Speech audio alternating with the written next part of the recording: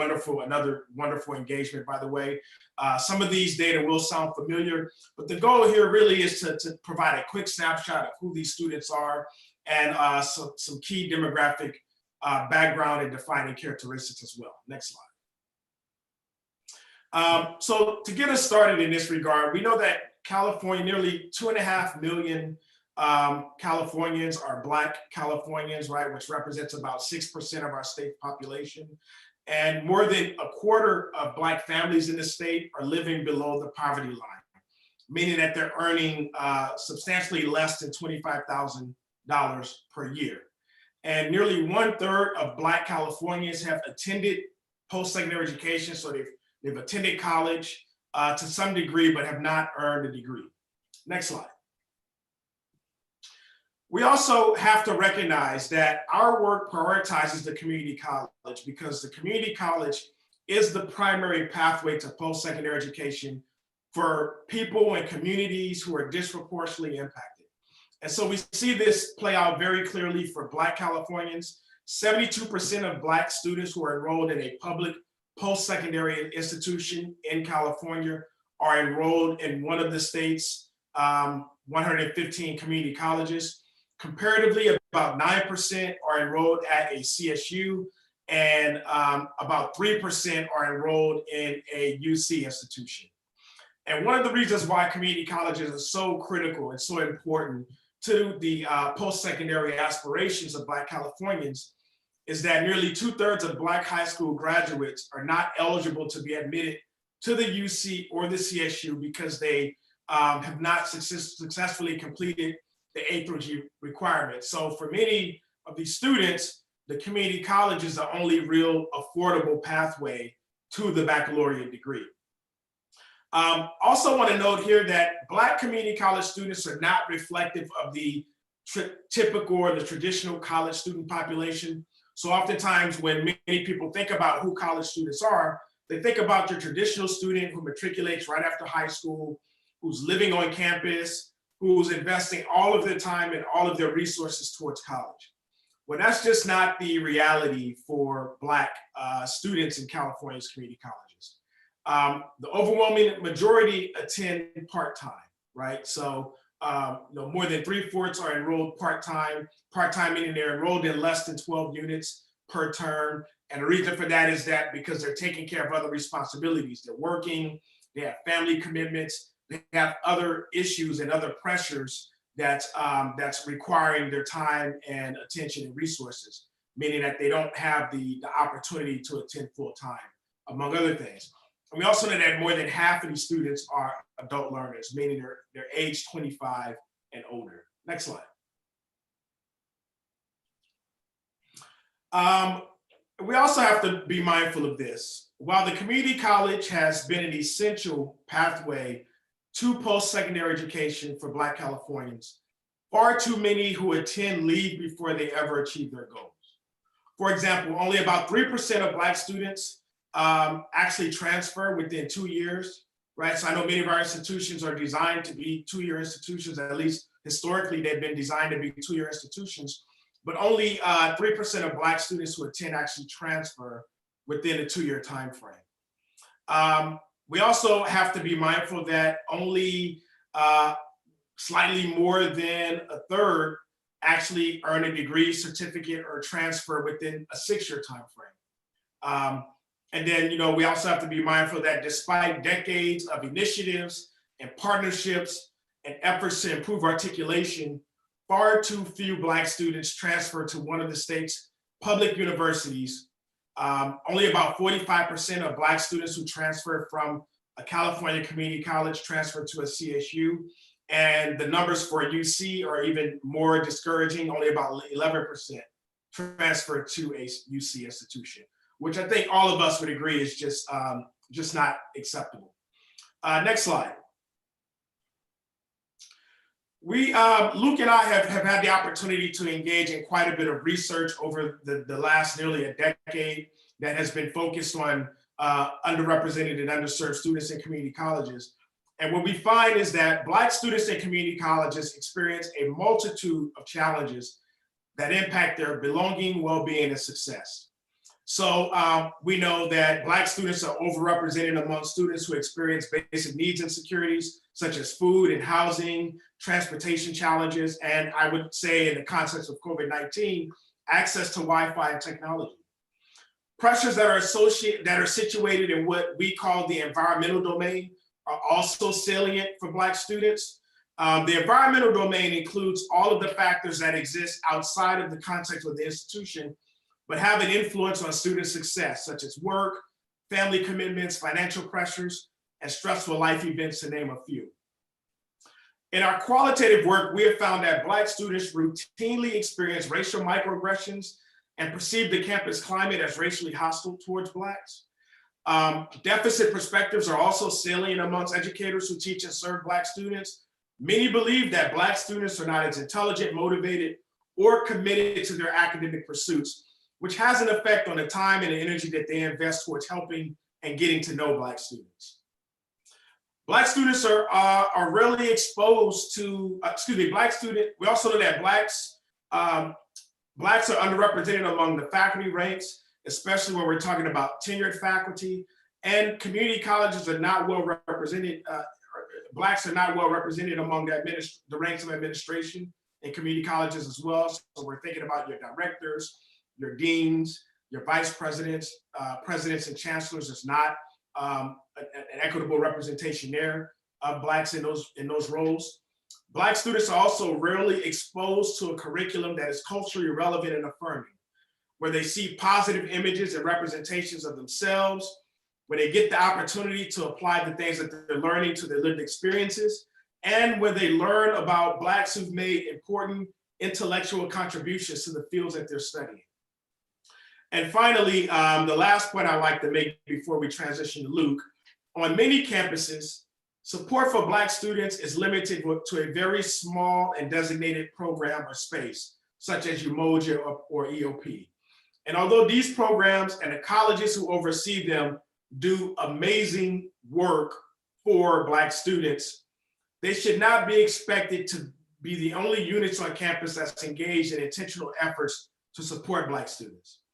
And with that, I would like to turn it over to Luke, who's going to share some findings from some research that we've had the opportunity to do over the past several years. All right, everyone. Well, I'm glad to also be joining you here today. And what Frank and I are going to do is share some data that we've collected as part of the data that we've been engaged in working with colleges on. So we have a couple surveys. The first one is a community college success measure, which is a student survey. And the other one is the Community College Instructional Development Inventory. The student survey data that you're going to see is based upon a California sample from our larger data pool, while the CCIDI data is more so a national picture of what we see, but we think it's still informative for today's conversation. Next slide.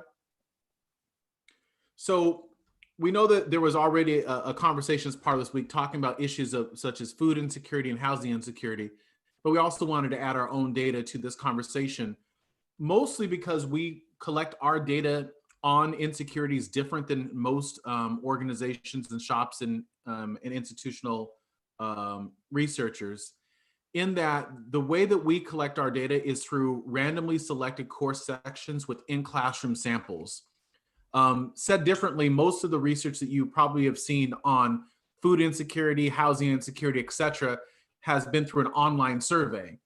And for anybody here who's taken a class in methods, you would know that an online survey is going to yield a certain type of bias. And if we're talking about students who experience food insecurities and housing insecurities, they may also struggle with access to reliable technology, and that can have an impact on those assessments. And so first slide here really is just about housing insecurity. We know that that's a large concern across the board, that about a third of our students, regardless of race or gender identity, do experience this. But when we look here at these data, what you'll see is that the yellow bars represent our African-American men and Black and African-American Black women. And you notice that they're among the groups that are the highest represented among those who experience some type of housing insecurity. Now, that's not necessarily just homelessness. It could include a student who is couch surfing, sleeping in a car, sleeping in a closet, in some sort of untenable living situation. So it's kind of a larger picture of what this looks like. But this tells us that many of our students are struggling with this challenge, particularly our students of color. On the next slide, you'll see what this looks like for food insecurity. And one of the things that you'll see is that our men of color, in particular Black men in this sample, are among the highest represented for those who experience food insecurity. And then you can see for women that Black women are the highest group, second to only multi-ethnic women. Now, here's something important to keep in mind as you look at this data. Our food insecurity data is focused specifically on those who experience acute food insecurity, where they don't know where their next meal is going to come from. They don't know what they're going to eat next. And so this is not just like marginal levels that you might see in other research. This is looking at the most acute form. And you can see that this is prevalent among our students of color, and it's certainly relevant to the experience of our Black students in community colleges. On the next slide, we transition to looking at another type of insecurity on the next slide, and that is transportation concerns. So when we think about transportation concerns and we think about insecurities just in general, oftentimes it's restricted to food insecurity and housing insecurity. But our work really focuses on what we call the big four: food, housing, transportation, and employment.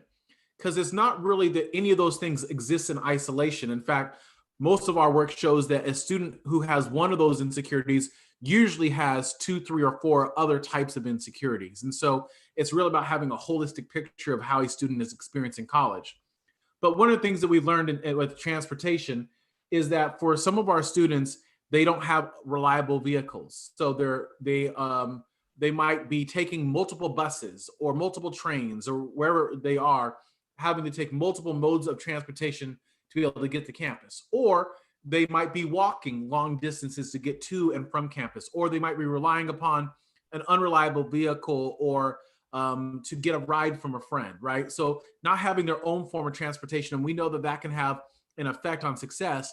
Even more so, the research that we've done on food insecurity shows that those who experience food insecurity usually spend more time traveling to and from campus. So the students who have the greatest level of challenge also spend the most time getting to and from campus. And when you see the data here for Black students, you can see that for Black men, for example, 42% report transportation concerns in comparison to 26% of white students. So obviously a very different experience. Now on the next slide, we're going to talk about how this relates to employment, because employment is another type of insecurity that's not talked about a lot. But we know that in our community that Black students are often unemployed because of systemic racism and oppression, or more likely underemployed, meaning that they don't have jobs that essentially pay them enough. And then what we found is that in our qualitative research is that Black men, and we would certainly assume that this applies to many other underrepresented students, are typically concentrated in the jobs with 3 general characteristics. First, they're in jobs that are physically demanding. So they're moving boxes, digging ditches, stocking shelves, doing construction site cleanup. They're in jobs that second occur late at night. So they work the late night shift or the overnight shift, getting off work at 3:30, 4 o'clock in the morning for their first class at 8 a.m. And then third, that they're in jobs that are transitory in nature. So in a job for a period of time, out of that job, and another job for a period of time, out of that job. So constant transitions. And all the data that you see here that we're presenting, this is some of our the newest slice of data that we have. So it really gives a picture for what our students are experiencing just in general. And of course, all of the different types of insecurities are further amplified in a COVID environment. On the next slide, what we'd like to do is talk about, beyond these external pressures, how internal pressures can also take place. So we don't collect data anymore that looks specifically at stereotypes, because we found what we would expect to find most of the time, which is that our Black students report that they experience stereotypes more often than any other student group. So we switched a couple years ago to a measure that looks at preference. To what degree do I believe that my faculty member has a preference for someone from a different racial, ethnic, and gender group? And so this is the level of disagreement. So the higher the bar, the more negative. And so you can look on the left-hand side, this is whether a faculty member appreciates me, whether a faculty member in the middle are interested in me and my ideas. And on the right-hand side, whether or not they give me attention in comparison to these other students. And with disagreement, you can see that higher levels of disagreement across Black students in comparison to white students, in some cases, nearly approaching 1.8 to almost 2 times as likely in some cases. So we can see that not only do these students have these external pressures, but they can have internal pressures on campus where they might feel that they're less appreciated, that faculty members aren't as interested in them, or that those faculty members don't pay attention to them in comparison to their white peers. Next slide. In our work, we've also looked extensively at the concepts of masculinity. And this is really rooted in Frank's work, his background in focusing on college men and masculinities and how that influences student success. And what we've honed in on are 3 different types of hegemonic masculinity. So this is kind of negative types of ways that men socially construct their identities as men that could influence success in college. The first is, am I willing to seek out help? The second is, do I believe that that I'm not the sole person who needs to be a breadwinner, that can be something that is a shared responsibility? And do I perceive school to be a feminine domain as opposed to a domain that's equally suited for men and women? So in this case, the higher the bar, the more the perception that may be viewed as traditionally unhealthy using that conception. And what we can see is that across the board, men struggle with these challenges. They struggle with this notion of having to ask for help, right? Because they may perceive that as I will be viewed at as weak or inferior in comparison to my peers, right? So what we want to do is recognize that across the board, men struggle with this. And while there's not incredible variation that I would point out here in relationship between Black men and their peers, I would just know that it's a pattern that we have to be attentive to, we have to be aware of, and it certainly is amplified again in a COVID-like environment where now I'm seeking out help through virtual modalities, or now as a breadwinner orientation, I'm thinking about how do I provide for myself, my family in an environment where only essential workers are working. And maybe I'm fortunate to have an essential role, but maybe the essential role that I have is one that constantly puts me in a position where I'm exposed to people who may be sick. So all these things certainly become much more complex in this environment. Next slide. So what we did for today is we looked at a slice of our data on predictors of being on track. So students who indicated that they were on track to achieve their goals. And we looked at variables that we collect that focus on what's called campus ethos, the climate and the culture of campus. And we identified, and these are in rank order, and this is based upon a backwards logistic regression. If anybody's interested in the details, I can just send me an email. But this is based upon a backwards logistic regression, essentially identifying what are the top 5 predictors for Black men, what are the top 5 predictors for Black women. You may notice here that there is no data that's being reported on transgender or gender nonconforming, and that's simply because our sample size is not enough. But those experiences are certainly worthy of additional attention and certainly warrant our support. So I would just say, if you look at this, you can see that for Black men, the #1 predictor of being on track that was from that domain was whether or not counseling faculty communicate to them that they care about them personally, whether staff members say to them that, you know, you belong at this institution, whether instructors are committed to learning about them and their lives, right? Learning personal information about them, whether instructors are committed to engaging them on academic matters inside the classroom and having those conversations in class. And outside of the classroom, when they see their instructor on campus, are they willing to say hello to them, other than what we see in a lot of our studies, which is a student sees their faculty member sees them, faculty member puts their head down or pretends to get on the phone or walks the other direction to avoid interacting and engaging with them. For Black women, we see that it's instructors who validate them on whether communicating messages that you can succeed in college, that you have the ability to do the work, conveying to them that they value them in their presence.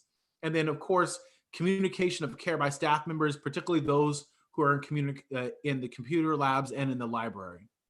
So these are just some holistic campus ethos predictors that we should keep in mind as we move forward in terms of how we can best support the success of Black students. Now, on the next slide, I'd like to shift to a different conversation, which Frank brought up already, which is that we have a high number of students of color who attend our community colleges, yet the representation of faculty of color is very low, and even more in particular for Black faculty. And in fact, in our national sample, 73%, 74% really, of faculty members who responded were white faculty in comparison to 6.2% that were Black faculty. And in our national sample that I'm going to show you, this is a survey of faculty members asking them, do you do certain practices in the classroom that we know are important for success of our minoritized students? So the first practice is relationship building. Are you intentionally going about learning students' names, referring to them by their name, and gaining an understanding of their goals, their academic goals, career goals, and personal goals? And one of the things that you can see is that in comparison to their peers, our Black faculty members, in comparison in particular to our white faculty members, and of course not all of our white faculty members, we have many great white faculty members who do wonderful work, but if we look on the whole, they're far more committed to building relationships with students, particularly students who might come from minoritized communities. On the next slide, we can see that they are also more committed to engaging in culturally relevant teaching that addresses bias and stereotypes, that recognizes the intellectual contributions of diverse peoples, that engages diverse lives, issues, and experiences in the curriculum. And you can see that when we look across groups, that there's variation, but certainly our Black faculty are among those who are most committed to engaging these practices to support the success of our underserved students.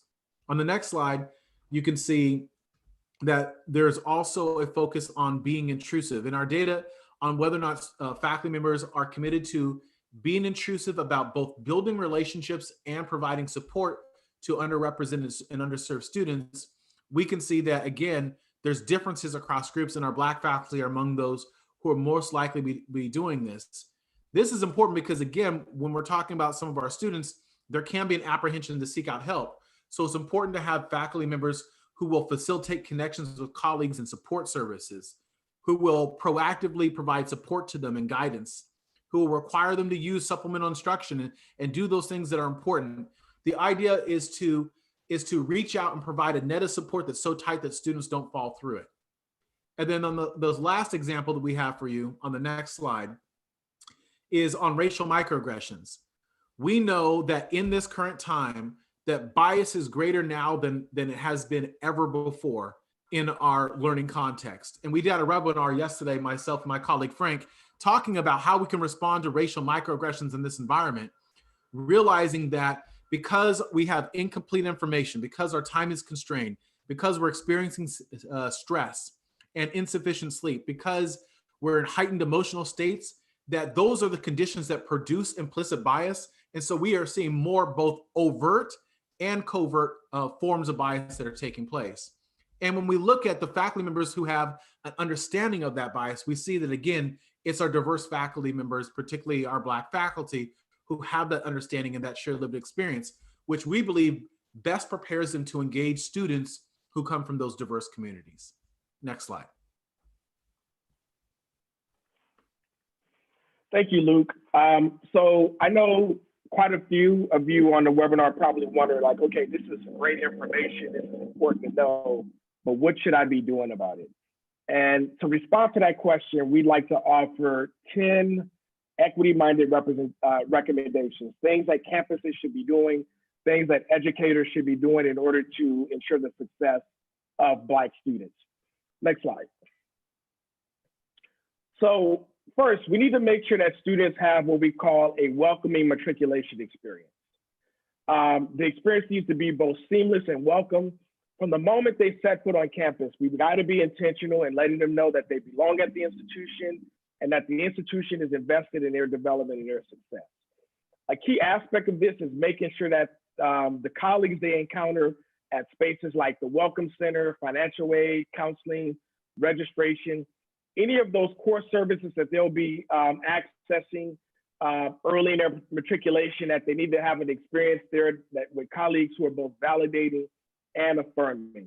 And of course, this is important for all students, but given some of the data points that Luke just shared, we can see why it's critical for Black students particularly those who are entering a community college as adult learners. And to be honest, that's entering with a great deal of apprehension and are asking and wondering, is this a place for me? Should I be here?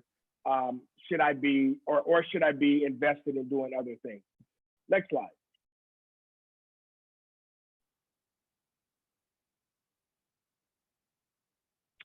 So during this matriculation process, we need to have strategies for identifying students who may be in need of targeted intervention and support.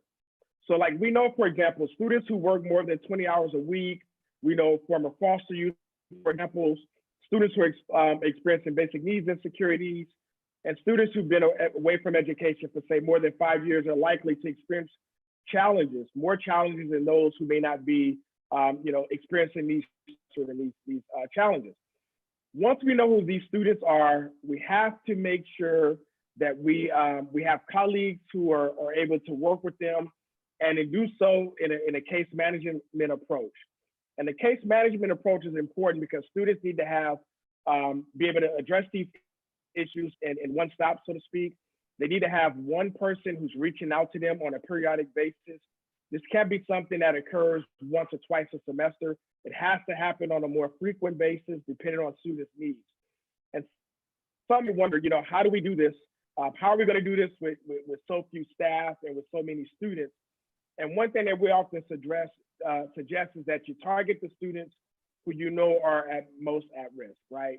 So if you know that you have students who are already involved in your MOJA and already involved in EOP, they're probably pretty well set up, at least initially, with having support.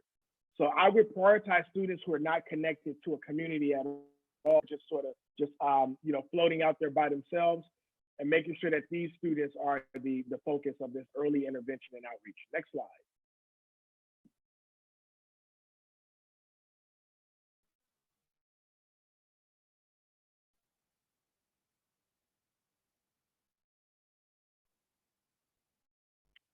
So we all know that our institutions have policies and bureaucratic processes that make it difficult for students to access resources and support that they need to be successful. So one of the best examples of this is that most core student services on campuses are only offered between, say, 9 a.m. and 5 p.m.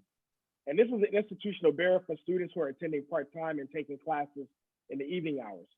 So resources like financial aid, counseling, and personal wellness must be accessible, on a more readily basis, and should be able to be accessed without jumping through a bunch of hoops in order to access them. Next slide. This relates to another one of the key data points that Luke shared around basic needs insecurities. We know that Black students are overrepresented among these students who report experiencing insecurities. Therefore, our efforts to support, any effort that we engage in to support Black students must take this into consideration and must make sure that basic needs support is readily available to them. One of the most important things that we can do is to encourage faculty to put language in their syllabi about how to access basic needs support and to point this out to students on the first day of classes. We also, again, 2 recommendations ago talked about the case management approach. If you have someone who's taking a case management approach to supporting students, then making sure that students have support around basic needs can be among the things that this person, is responsible for making sure that students are well supported in this regard. And we see some campuses doing amazing work around basic needs in light of COVID-19. And I would say that we have to make sure that we keep the same energy when normal operations resume. Next slide. We have to focus on developing healthy identities. Make sure that all of our efforts to support Black students help them to develop healthy racial and gender identities. We highlight these 2 identities because they tend to be the most salient amongst Black students, but understand that students have other salient identities as well. This is really important for Black men who often struggle with gender-related conflicts that impact help seeking, perceptions of breadwinner orientation, and perceptions of school as a feminine domain. Next slide. We know that all campuses have equity plans, but not all equity plans are created equal. We get to see a lot of plans that focus on closing gaps, but very few that transparently talk about actually eliminating gaps. The equity goals that we set forth should focus on eliminating gaps, not just closing them.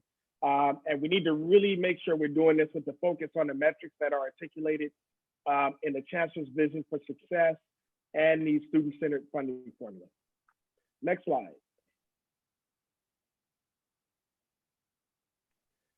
In our hiring processes, we need to be more intentional in hiring faculty and staff who have a proven record of success with culturally diverse students.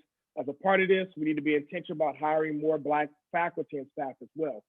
One of the ways that we can go about doing this is to ask candidates to offer concrete examples of this, both in the application process as well as a part of interview processes. So we need to stop using the hypothetical and asking the, what would you do if questions. Instead, we need to ask candidates to talk about what they've actually done in this regard. Next slide. Professional development is one of the most important strategies that we have to build institutional capacity to support Black student success. So we need to make sure that we have professional development that is offered to everyone on campus, that's offered on a regular basis. And we really need to have professional development that focuses on 4 key areas. An understanding of equity-mindedness and race consciousness, understanding of racial microaggressions and how to respond to them when they occur, conveying validation and authentic care to students, and being able to utilize culturally relevant and culturally affirming curriculum. Next slide. So we need to identify statewide policies and initiatives that can be leveraged to facilitate Black student success. So things like guided pathways, Triple SP, the Student Equity and Achievement Program, all provide important opportunities in this regard. One of the most important things that we can do is to infuse equity for Black student success into these initiatives. Next slide. And our last recommendation before we transition to the Q&A period, we need to routinely collect data from Black students because doing so allows us to gain deeper insights into their needs, their experiences, and factors that influence their success. We know colleges do a really good job of collecting quantitative data. Some even go a step further in making sure that those data are disaggregated by race, ethnicity, and gender within race and ethnicity. But it's also, and while that's important to do, it's also equally important to have conversations with students where they can actually talk about their experiences and where those experiences can be learned and understood in their actual voices. So with that, I'm going to turn it back over to Dr. Bull, and looking forward to engaging further during the Q&A period. Thank you. Thank you, Dr. Harris and Dr. Wood, again, for nourishing our souls with the necessary data and making the case for our students, but not just stopping there. You're providing tangible solutions for us to implement in our spaces. So how do we do that? So to help us operationalize these profound concepts and guide us from theory to action, from a CEO's perspective, we have the Chancellor of the San Jose Evergreen Community College District and an Amen board member, Dr. Byron Breland. Dr. Breland, the floor is yours. Thank you, Dr. Buell. First, I want to thank Dr. Harris and Dr. Wood. You both have been prominent scholars on the front line of equity for a number of years now, and I know that everybody appreciates that overview that you just presented outlining the keys to Black student success. I also want to thank you, Dr. Buell, for the work that you're doing this week throughout the African American Student Success Week for that introduction. Again, my name is Byron Breland, and I serve as the Chancellor for the San Jose Evergreen Community College District. I've also been a MIN board member for the past 13 years. And throughout my career in higher education, which has spanned 4 years as well as 2-year higher education institutions over the last 25 years, I've had a chance to see a lot and do a lot and be a part of a number of different programs, in particular for students from African descent who were in fact not performing well. And I want to share with you really just in a couple of minutes that I have here before we do get to the Q&A, some of the things, again, encapsulating what both Dr. Harris and Dr. Wood have already spoke about, but really sort of to put into context from a practitioner's perspective. So I want to start out by saying that we all must embrace the fact that the achievement of opportunity and equity is certainly a problem of epic proportion, not only for African American students and their families and communities. It affects the well-being of the entire nation. In fact, researchers have found that the persistence of the educational achievement gap imposes on the United States the economic equivalent of a permanent national recession. And now with the COVID-19 crisis, many African American communities have actually entered a depression with the loss of jobs, lack of access to resources, increased food and housing insecurity, and other cruel negative economic outcomes. The truth is, school access, performance, and achievement constrain the future economic opportunities of many African Americans. When accounting for social class, the gap in educational achievement between African Americans and other groups is substantial. Although we are focusing on African American student success, of course, members of other communities of color are far too often victims of racism and poverty. So we want to acknowledge that they also share many of the same challenges. I think that most would agree that today, education is not only needed to strengthen the US economy, but also for the future of American democracy. As educators, we must truly believe in our hearts and accept that the life and subsequent learning conditions of Black and African American students, again, as was eloquently outlined by Drs. Harris and Wood, are not due to natural law, meaning predetermined by nature or as an objective fact that is universally applicable. In other words, this is not simply an "it is what it is" situation. To that end, we must understand that past and present economic and social conditions are at the root of the achievement gap. Societal efforts to overcome ill effects of prejudice and discrimination for African Americans have not been effective enough. There continue to be inequities in almost every aspect of life, including the field of education. At the same time, the educational requirements for successful and fulfilling careers has been raised due to advances in science and technology, which places an even greater burden on underserved communities and schools.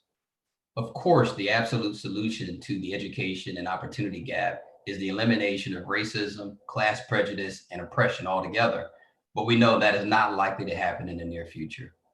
In the meantime, creating an ultra supportive environment on college campuses seems to be the most immediately achievable practice, and perhaps the only chance for students from challenging backgrounds to be successful in school and in life.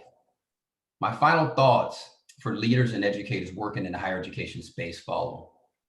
First is to recognize cultural differences and set high academic expectations for all students, but also, and perhaps more important, establish high expectations for student success on the institution itself, so that there is greater accountability for Black student success across the institution, especially when it comes to meeting students' transfer, degree, and job training goals or needs. Next, we must place an intentional focus on teaching and learning so that curriculum is not only intellectually stimulating, but it is also culturally affirming. All students need to see their history and contributions to science, the arts, and literature, as well as having accepting and welcoming spaces on campuses, especially our African American, Latinx, and API students. Then we must all agree that a good education is far more than good test scores. Education is physical and mental health, the arts and music, citizenship responsibilities, and mentoring relationships. These are all equally important and should be planned for and supported in an educational environment if we are serious about all of our students crossing the finish line. Finally, we must commit to an ongoing professional development activity for all staff that place race and poverty issues at the front and center of our discussions, so that we recognize that Black students, families, and their communities are among those who are most disadvantaged by the effects of systemic and institutional racism, such as mass incarceration, exposure to poverty, unemployment, and the resulting food and housing insecurities that accompany the aforementioned burdens that I mentioned. As an example, Black people and other minority groups are overrepresented among those who are infected and dying from the current pandemic, as they are most likely considered essential workers and have longstanding health disparities, especially a lack of health care. Our nation cannot continue to accept the status quo when so many people are being left behind in a system that does not serve them as well as their peers. We must have the courage to make decisions to place equity at the forefront of our policy and resource allocation decisions on our college campuses and in our classrooms. I am thankful for the discussion this week, as well as the opportunity moving forward to take on this ongoing crisis of inequality with more of a sense of urgency and purpose throughout the system, and engage in meaningful discussion to tackle the real issues head on, racism and poverty. I firmly believe that we can do this together for the benefit of all. I look forward to joining you and performing the necessary work ahead. And I want to thank you for your kind attention. Please take good care.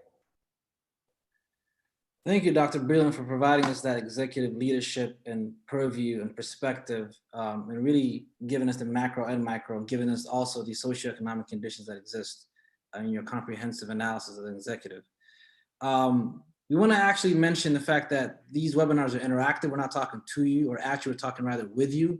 So to provide us with that, we want to kind of bring in my colleague, Professor Eric Haney, to share with us a couple of comments and or concerns or tweets that you shared on Twitter. Professor Handy. Thank you, Dr. Bull, and thank you to all that's tuned in.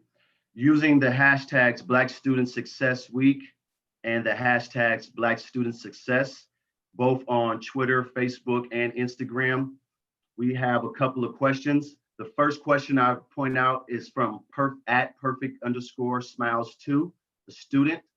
What do you plan to do to help students who are unemployed succeed and get the resources that they need? And then another question from @HARMONIEYACOB. What can a Black student do to help progress us as a race? So Dr. Harris, want to take that on first? Yeah, I'll take the first question. What do we plan to do to help Black students who are experiencing unemployment? So, some of the things that we advocate is that if students are able to get campus jobs, and we know that campus jobs don't always pay enough money that, what students need to actually take care of families as well as themselves.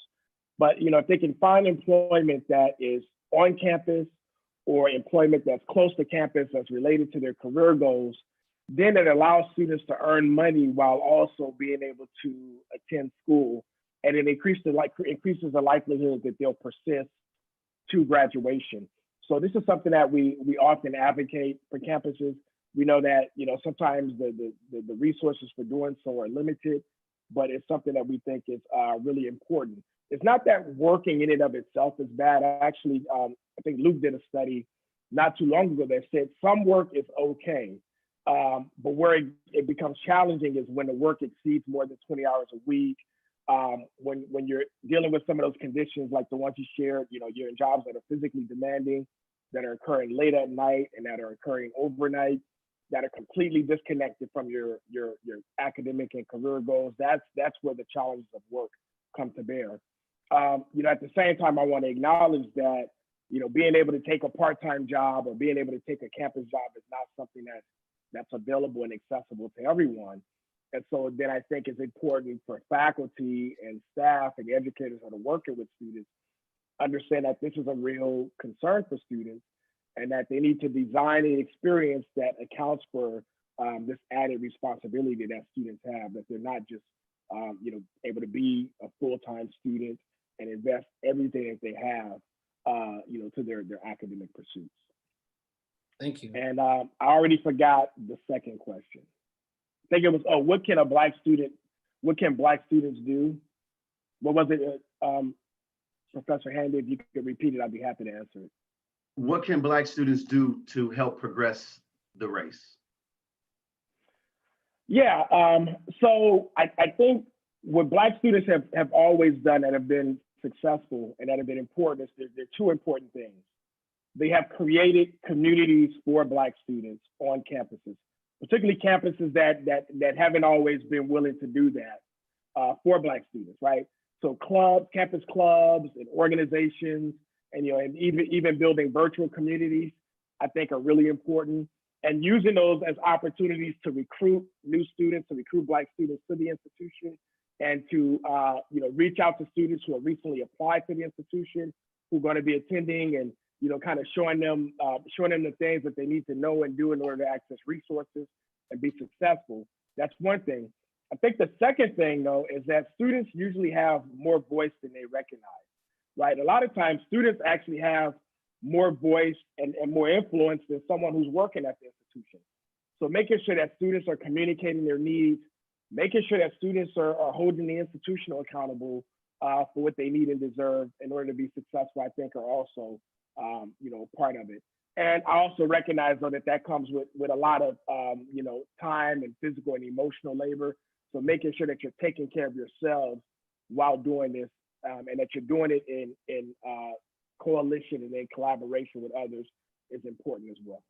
So self-care is very, very critical. Thank you for making that point, Dr. Harris. Yep. Next question is for Dr. Wood.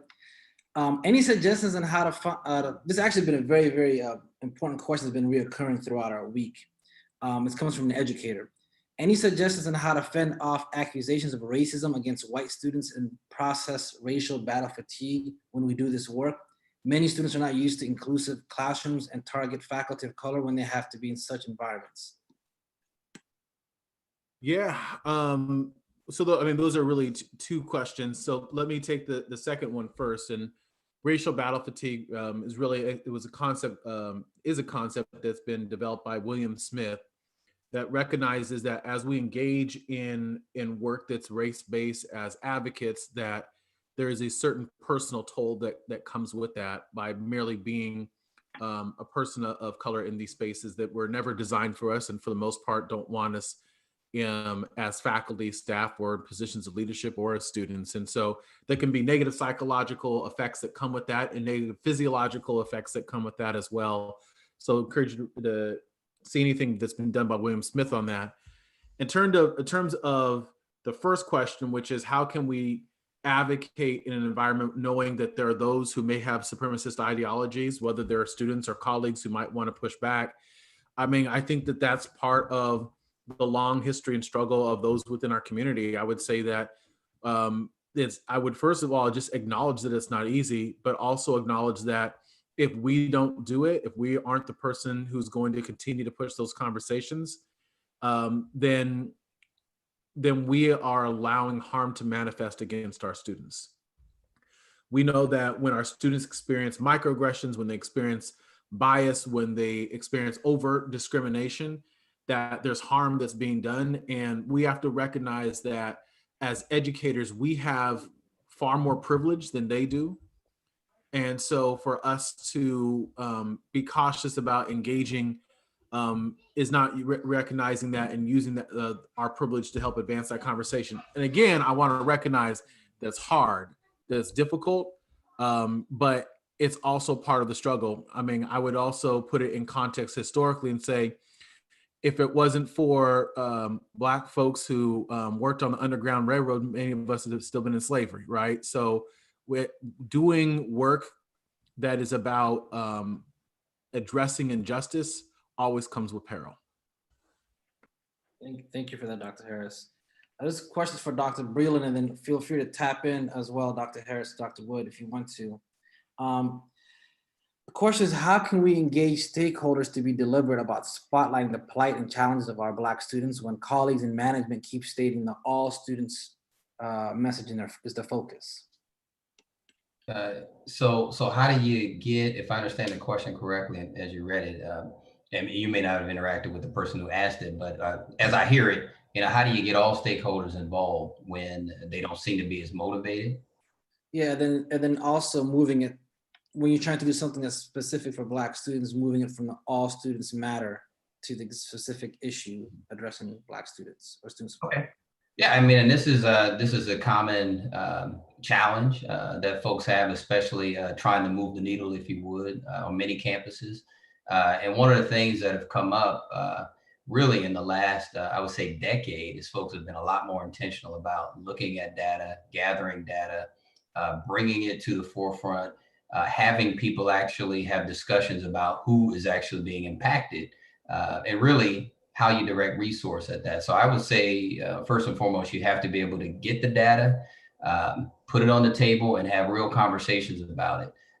The data does not lie in terms of what's happening to our students. And I think creating an institutional culture that examines data on a regular basis, also has folks come in, typically, and I hate to say it, always from the outside. No one has ever profited in their own land. Have people come in, give information about what's happening nationally, a broader context of what's happening socially, economically, to come in to professional development days, connecting with that data. and then having the institution be accountable, especially from a policy direction. And here's where things are now changing on the equity front, is really having boards or any other governing bodies or leadership, really putting into strategic plans, a clear path to closing equity gaps and addressing equity gaps amongst all students, especially the ones where those gaps exist. And again, it depends on where you are in terms of what those challenges may be and who's attending your institution. But primarily where you have African-American students attending, it's consistent across the country in terms of their ability to achieve, be successful, and move on to completion. So I say examine data, make it a part of institutional practice, and weave it into strategic plans and policy as per the governing board, and to push that agenda. And that's where people can start to develop some of that institutional or cultural change or shift. Thank you. Thank you for that. As we continue to talk about Black student success and student success, we have questions that ask, there's been a lot of recommendations that seem to be multi-deficiency based. And is it possible for recommendations to be asset based? The question is, how do we improve academic success for Black students, and how is it defined? I could take a shot at answering that question. Before I do, though, I'm mindful of the time, so I want to make sure we give a shout out to Dr. Breland, who did a great job of being a respondent in this session, and Dr. Bull, who did an amazing job of moderating, and of course, Professor Handy. I like to think that the recommendations that we offer are more so about what the institution should be doing, and doesn't put further burden on students and directing students to do more things. Part of the way that we approach our work is from an equity-minded and institutional responsibility perspective, and inherent in that is the assumption that students have what they need to be successful. So we're not advocating to change or fix students. What we advocate is to change and fix institutions. So the 10 recommendations that we offered were developed with that concept in mind. At the same time, though, we also understand that anyone can apply a recommendation or strategy, and if it's not applied from an equity-minded perspective, then you're just doing deficit work. You're doing equity work from a deficit perspective. So that's what I would have to offer in that regard. Thank you. Thank you, Dr. Harris, Dr. Wood, Dr. Breland, my colleague, Professor Handy, as well as the team that's behind the scenes from the campaign, as well as the league. You've equipped us with the necessary tools to truly advocate and fight for our students as we leverage the system to propel our Black students to the middle and working class, and ultimately financial freedom. This is what is needed. I hope you all view this work as liberation work, breaking the shackles of debt and poverty that have led to systemic inequities to uplift our collective community. This is why we call it the community college system. We put the community in community college. Remember, knowledge without action is like a tree that bears no fruit. So please continue the conversation as you see on the hashtag here on the slide. We're gonna have a Twitter chat tomorrow. We implore you, we encourage you. We highly recognize the fact that we need to have these conversations to be ongoing. So I'd like to thank all of you for coming out today. Remember, we're not talking to you or at you, but with you. And so we want you to dial in tomorrow for our COVID-19 discussion. But on Friday, we have a special student panel. And I want all the students out there to really, truly engage that student panel and continue to tweet. Thank you all for joining us, and have a great day.